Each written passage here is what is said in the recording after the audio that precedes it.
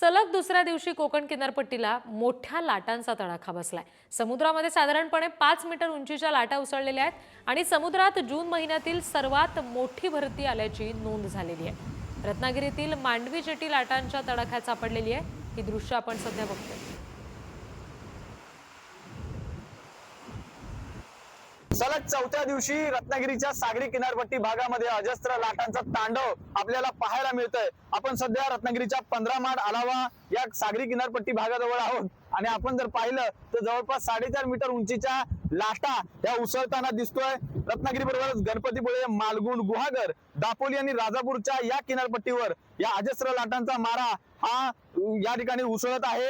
धूप प्रतिबंधक जो बंधारा आहे त्या बंधाऱ्याच्या पलीकडे मानवी वस्तीपर्यंत या लाटांचा शिरकाव होताना दिसून येत आहे। एकंदरीतच 5.5 मीटर उंचीच्या लाटा या किनारपट्टी भागामध्ये उसळताना दिसत आहेत। त्यामुळे नागरिकांना सुरक्षेच्या दृष्टिकोनातून सावधानगिरी बाळगण्याचे आवाहन देखील प्रशासनाने केलेले आहे। आज पावसाने कुठेतरी उसंत घेतलेली आहे। हवामान खात्याने देखील रत्नागिरीला ऑरेंज अलर्टचा इशारा दिलेला आहे। परंतु किनारपट्टी भागामध्ये जर पाहिलं तर या अजस्त्र लाटांमुळे आता कुठेतरी नागरिकांनी सावधानगिरी बाळगण्याचे आवाहन देखील प्रशासनाने केलेले आहे। राजन चव्हाण, पुढारी न्यूज, रत्नागिरी।